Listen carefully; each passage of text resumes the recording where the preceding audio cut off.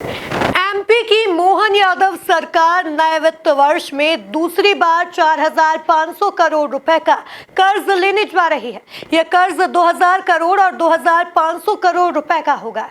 इसके पहले मई में 2,500 करोड़ रुपए के 2 कर्ज लिए गए थे।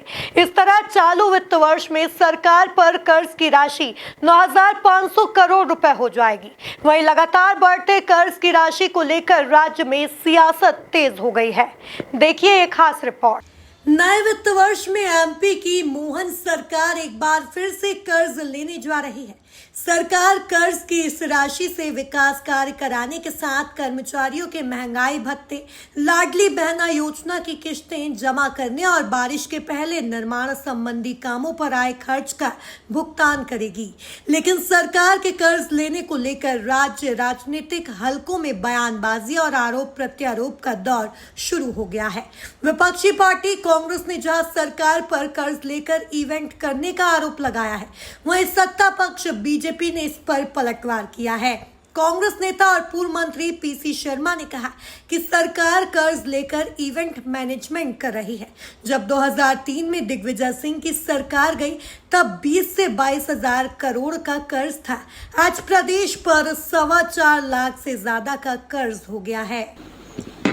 दिग्विजय सिंह जी की सरकार गई थी 2003 में, तो मैं समझ 20-22,000 करोड़ का था। आज 22,500 करोड़ का था। हाँ वही तो बोला, 20-22,000 नहीं, लाख नहीं। जब दिग्विजय सिंह जी सरकार 2003 में गई तो 20-22,000 करोड़ का कर्जा था और आज 4.5 लाख करोड़ से ऊपर हो गया है और प्रतिदिन कर्जा लिया जा रहा है। उसमें केवल इवेंट मैनेजमेंट हो रहे हैं। आज इंदौर में, कल पचमढ़ी में, परसों रीवा में होगी और बाकी फला राजा था या फला वो था, इसकी उसमें लगी, उसमें होगा। तो ये तो मध्य प्रदेश के हर गांव में स्वतंत्रता संग्राम सेनानी है। अगर ये करते जाएंगे तो सरकार बस यही करती रहेगी और बाकी जो जनहित के काम है वो नहीं हो पाएंगे। और इसके साथ एक चीज़ और मैं कहना चाहता हूँ मुख्यमंत्री जी से कि जो तुर्की के भोपाल में जो मेट्रो है, इसको तुर्की मेट्रो न बनाए। इसमें जो तुर्की के डिजिटल सिस्टम लगे हैं, इनको वहाँ से निकलवाएं।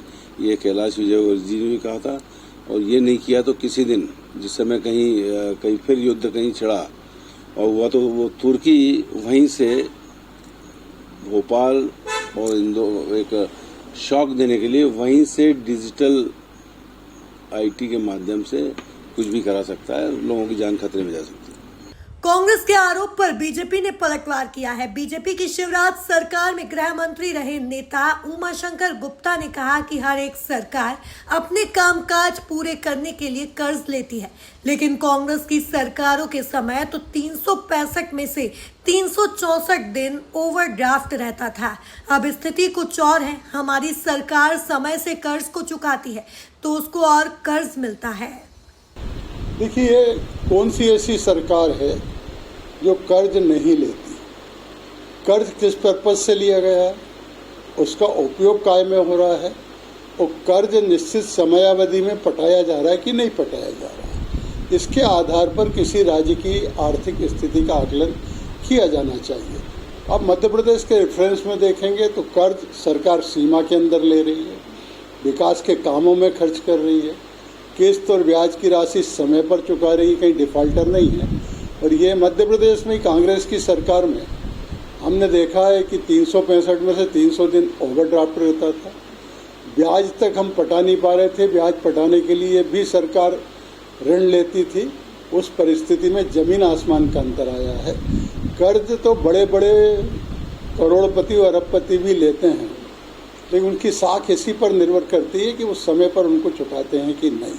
तो मध्य प्रदेश सरकार का आप उठाकर देखेंगे कि कर्ज के मामले में निश्चित अनुपात से बढ़कर कभी सरकार ने कर्ज नहीं लिया और कोई मामले में डिफॉल्ट नहीं हुआ।